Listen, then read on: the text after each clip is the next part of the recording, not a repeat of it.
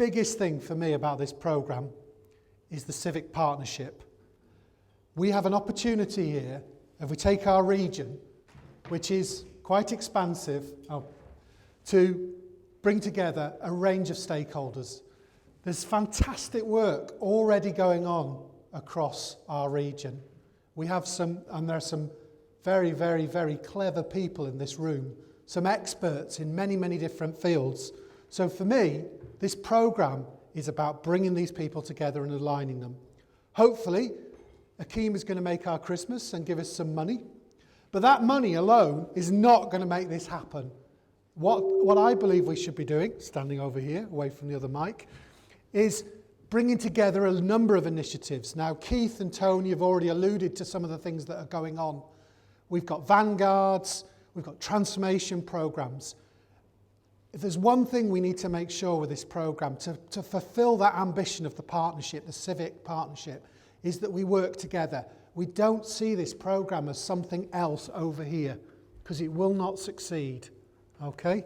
I don't know if you want to add anything at that point. Okay, yeah. I'm Dennis here. I represent one element of the partnership here. This is, if you like, the industry end of this. We're involved, we're plumbers, I guess, or perhaps in the context of today, boat builders. I'm saying that the challenge is to build an ark, to build a data ark that is scalable, secure, open access and efficient. And so we're part of that process. Okay, so I'm not going to go over all these points in great detail because quite a few of these things have already come up with what Tony and Keith have already mentioned. So going forward, we're just about to start on this programme, and even if we didn't have the Connected Health Cities, and just put your fingers in your ear, Hakeem, I think we should still do this anyway, because this makes sense. I think these are the broad principles that we need to follow, and these will be developed over time. So we need to make sure that this works for citizens and patients. I've used the word patients, but actually it's citizens. It's about, I think there's going to be a really strong public health element about this, about keeping people healthy and well over the life of the programme. It needs to be safe in a number of ways. We've talked about information governance. That's going to be a really important component of this programme.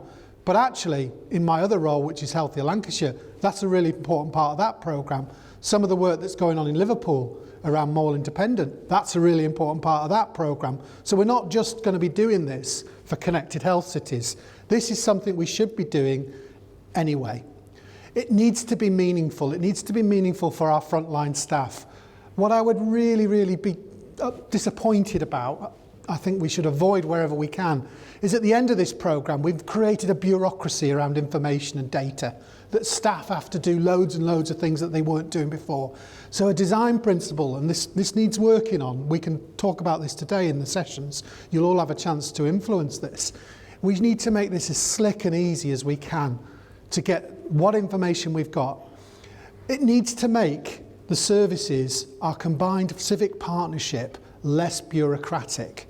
So there's no point if we set about this to gather, well, as you probably already know, we are not short of data in the NHS or the public sector as a whole. What we're short of is knowledge and intelligence around that information to infer meaning from it. We need to make sure that what we do improves outcomes. So there's got to be a purpose to what we do, and Keith and Tony have already alluded to some of the work they've been doing and how that's already making an impact. So there's big population impact and knowledge that we have about our population. But I think a really important thing, coming back to one of the other design principles, it needs to be meaningful for frontline staff. Now, I think there's going to be a big part of this programme around developing the workforce, developing skills within the workforce. And again, we're really lucky because we've got lots of academic input. We've got things like the Information Skills Network. We've got lots of assets that we can actually utilise to help develop that and develop packages that are useful for frontline staff and help them interpret some of the new knowledge and information that we're generating. We've got to make sure that whatever we do is cost effective. This programme, as much as the money, if we'd have got the full amount of money that we started talking about many, many months ago, it still wouldn't achieve this ambition. It's connected what we're talking about. It's bringing things together. We need to build on the assets. So what I'm saying to you is, hopefully, when we will get going on this, We're not going to be ripping out or replacing anything. We're not going to be putting new clinical information systems in. What we need to be doing is connecting things together. Now, one of the good things we've got today is we've got Dennis, and there are others in the room who are excellent plumbers, and they know how to put things together and connect them. The other thing that I'm really hope for, wish for from this programme, and this is to you as suppliers in the room, this needs to drive growth in our region. Digital health, business intelligence, analytics are the future. And Dennis talked, I don't know whether you want to mention about the story about Manchester or... Yeah, this is our transformational age. This is, we are living in the digital revolution 50 years from now. Historians will talk about the digital revolution. Historians at the end of the 19th century talked about the industrial revolution. And I genuinely believe that for part of that, I certainly believe the UK is at the centre of that revolution worldwide. And I certainly think this region has a huge opportunity to become the centre for the digital health. London is a fantastic centre for medical research, and we've seen the Golden Triangle for biotech. I think digital health, this is ground zero. I think we are living in an age where the northwest here is ground zero, and it is going to be transformational. Correlating what Hakim said about Herman Houser's point about the $1 trillion opportunity. So he said to me recently that the first $1 trillion business on this planet, the first $1 trillion business, will be based in health data. And it's likely to be based on the NHS's data set. So we are sitting in an age of opportunity. And if I could do one thing for paediatric health in this city, say, it would be about poverty. So this programme has got to develop economic benefit to the citizens as well as the health benefit. There's an economic, so there's a perfect storm opportunity here. We see this opportunity. Do you want to talk about the partnership? This is an emerging partnership, and I'll hand over to Dennis in a minute. This isn't the final picture. This is just the work that we've done pre our bid. So we've already brought together, and I think one of the things that I'm quite proud of in terms of the North West Coast is that we've got a range of stakeholders. I think we have a really good proposition in the North West Coast. We've already engaged SMEs in our programme. That's a principle that I want to see. In 3 years' time, there's something we can absolutely point to that says, this programme has delivered this. This has delivered new jobs, new knowledge, better outcomes. Dennis, do you want to? Yeah, just part of this. At the heart of it, it's sort of technical about all. This is about a learning health system. At the centre of that, being able to collect data, to analyse data, interpret data, to then develop new ideas about treatment, and to feed that, to create that virtuous circle, that learning health system, is at the heart of, I think, the thinking here. And if you take, we had the example of from neurologist Walton this morning. Similarly, something like asthma. In asthma, for example, the relationship between asthma and flu vaccination. That data is out there. We have that data. We have the data to be able to analyse the correlation between factors. Bringing that together is a huge part of what sort of next generation digital health is going to look like.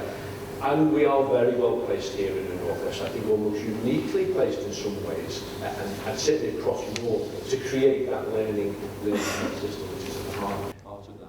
Just a quick point on my part there for some of the partners.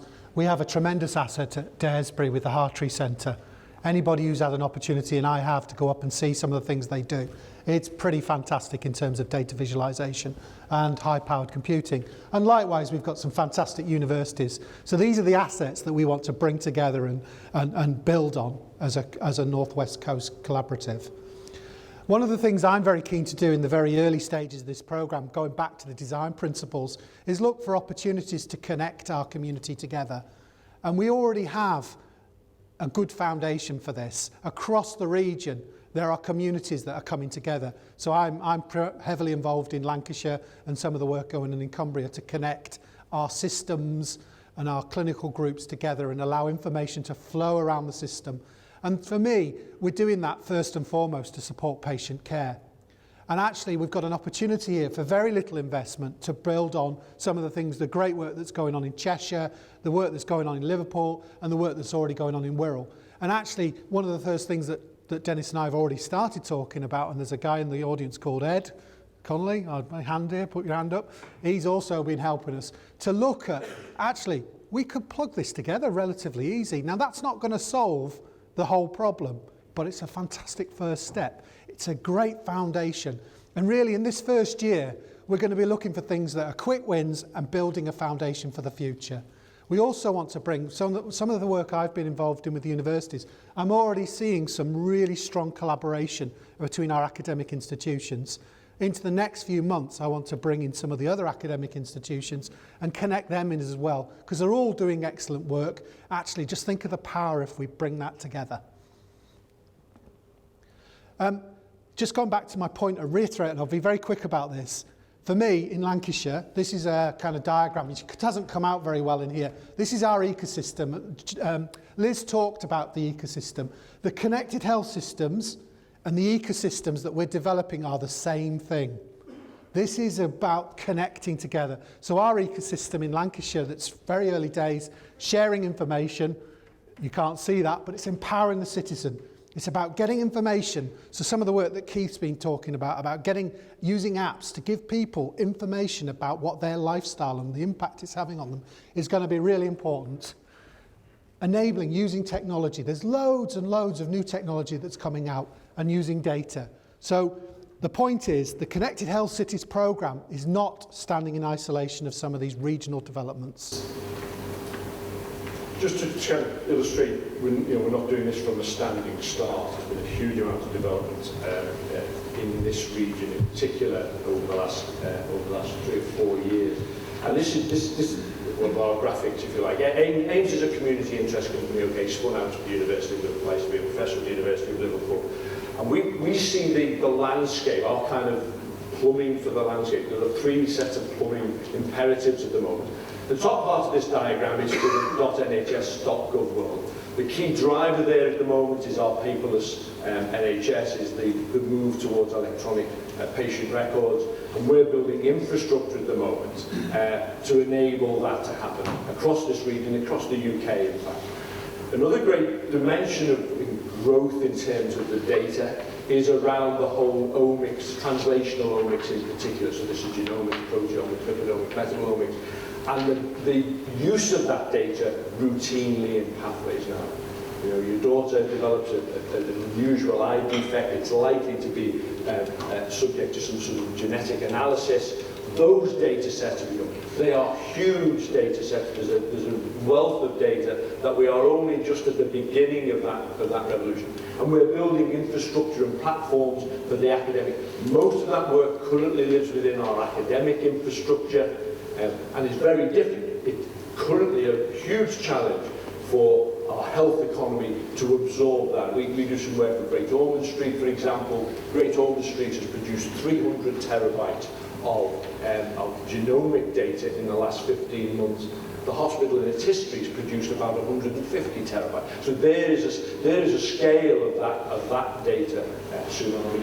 And the other dimension we look at, and this is probably the most important, the most significant area of opportunity and transformation of our health economy, is what I would describe as the quantified self-development. The idea that people will manage their own health data. They'll be using wearables, they'll be using apps to develop a management of their own health. And there's a lot of good research out there that shows when you manage your own health data, you manage your own health better. So there's a huge development. What we're trying to do, what AIMS has been set up to do, is to build the infrastructure that enables those 3 worlds together. If you consider those 3 data sets, the clinical data we have about you, your genetic data, which represents you, and your life data, the combination of those 3 data sets will be the future. To bring that together, to do the plumbing for that, is the challenge, is part of the challenge that we've been involved on. And part of that is bringing that together with some of the network technology and the interface. But the starting point for that, again, this is coming out, is that this is, I think, and we spend a lot of time, we have most of our infrastructures here in the northwest. We have data centres in capacity down in Declan, in London. I look at the UK and I see, perhaps through our lens, but I see this really is, I think, probably the most exciting region for having joined this up. Some of the assets are around things like data governance. We have, through the iLeaks programme here on Merseyside, we now have data sharing agreement. It's surprising how fundamentally important that is, to have a proper data governance and agreement among the sharing of data across the region. Similarly in Cheshire, there is now a data sharing contract. Lancashire has a similar programme. So this, in terms of data sharing, this from Cheshire in the south to Cumbria in the north, this is a very, very joined up area. We've got a whole series of physical assets, including, as Declan says, the assets that we have invested in nationally over at Daresbury, IBM Watson and Watson Health. We were with IBM last week. Watson Health is a transformational set of technologies. And we also have started to roll out, and this is a little bit of plumbing detail, the health information exchanges, the technologies that are emerging that enable health data from local authorities, from acute, from primary care, to be brought together. The last 10 years have all been about bringing those data sets together. Those technologies have emerged, and instances of those technologies are here in the Northwest. And what we're doing is, I often describe this as that what we're trying to do at AIM, we're trying to build the data center, the NHS data infrastructure from the future, kind of time travelers. This is what this will look like 5 years from now, hopefully 2 years from now. This is what the infrastructure, it will be large scale. This is not a good graphic, but it shows the kind of scale which we're building. We built a data centre here in Liverpool, we're building another data centre in Lancashire. The combined capacity of those is about 5 megawatts. There is enough capacity there to host the entire IT infrastructure in the UK. Only as of today, though. So this is part of the future, and that infrastructure is being almost uniquely being built here in the Northwest at scale. Of course, it includes developments in things like cloud technology. So we are asset rich. This is a logical place for the government, and it isn't just this investment, it's a whole series of subsequent investments in the UK and from Europe. If you want to look at where digital health is really happening, not only making clinical input, making impact on patient outcomes, but also where it is creating the economic engine to drive on. So in Cloudpeak, this is what we're building. We're building this data arc, which is everything from the data and the constructs and data standards at one level. We're not short of standards, as joked with somebody the other day. There's any amount of standards out there, but standards are rather like toothbrushes, you know. Everybody has one. Nobody wants to use anybody else's kind of thing. So there's a lot of standards. We've mentioned in this room today, if I was going to build an ark, and I was looking at the number of people on the ark in my research last night, there were about half a dozen people on the ark. If I was going to build an ark to do data exchange data, of the 5 or 6 people in the UK I would have, probably 2 or 3 of them are in the room this morning to be able to do that. We need scalable infrastructure, we need provisioning, authentication and compliance. There's a whole group of people out there around data security. We do a lot. We host a lot of health informatics comes from the US. Of course. We host a lot of US-based software. Some US colleagues were over a week or so ago, and they said to me, the top 20 cyber attacks in the US this year, the top 20, every single one of them is in health data. Okay, it's the single richest source of identity theft. Okay, so there's a whole group of people out there are protecting us against that. So we've got to move to this new world. We've got to move to this world where we are routinely collecting data about our citizens, but to do that in a secure and well-governed way. So that's part of the challenge. And at the top, to analyse that, to be able to do the research, to enable the research to be done at scale and at speed. That's really, I think, part of what our program is about. So as you can see from both Dennis and I, we are not short of ambition, and I think we need that ambition in the Northwest, because I actually think we've got a number of things that are already in place. With this programme on top of that, I'm pretty confident we're going to succeed. So what does this mean going forward in the next few months, maybe 12 to 24 months? Today, as Keith and Tony have alluded to, is part of the agenda of engagement. Now, I know that you're not all clinicians in the room. That doesn't matter. You are all citizens, and some of you will live in this region. You all have a say in this. This is the civic partnership in action, and we're going to do some work in a little bit after Chris has given us a kind of GP perspective. We need to continue building the partnership. Now, again, you saw a diagram up there. That's just the start of this. Again, I will be really, really proud of this programme if, at the end of this, we've built an ecosystem of SMEs linked to universities with some large enterprises, and we have got a thriving economy that's developing in our region. So, and, you know, you can't separate, as we've said, several of us said, you can't separate wealth from health. The two go hand in hand. We need to be seeking out quick wins, and Keith and Tony have alluded to some of those quick wins, connecting the community. So if you're a secondary care centre like the Walton Centre in Liverpool, and somebody comes from Preston, hopefully in the next year you will have some form of ability to pull data through to your system. Now, that's not going to solve all of the ambitions around the connected health cities, but that's going to have an impact, and we can do that because we've got the wherewithal, and we've also got some elements of the infrastructure.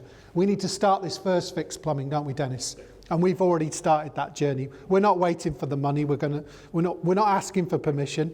We'll ask for forgiveness if we get it wrong, but we're going to push on with this.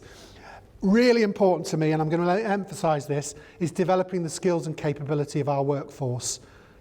Right from the very beginning, in the same way we're doing the plumbing, we need to start work now. I know we may not have things that people can use within the first year, but already if you're a frontline member of staff, you're already exposed to data. We want to create capability, greater capability, and we're going to work with workforce colleagues. I'm going to make from Informatics Skills Network, the universities, the education forums that exist across the Northwest Coast to start mapping out the kind of things we can do. And we'll have that running alongside other elements of the programme. We need to test out ideas. We need to fail fast around some of these things. If we can get things going. So if you're an SME in the room and you've got a great idea you think could help Tony or Keith, let's get that out. Let's get it out. Let's try it. Let's see how it works. Helps you as an SME if you're building that solution, but it also helps us refine and develop our thinking. On that point, I'm going to leave it there.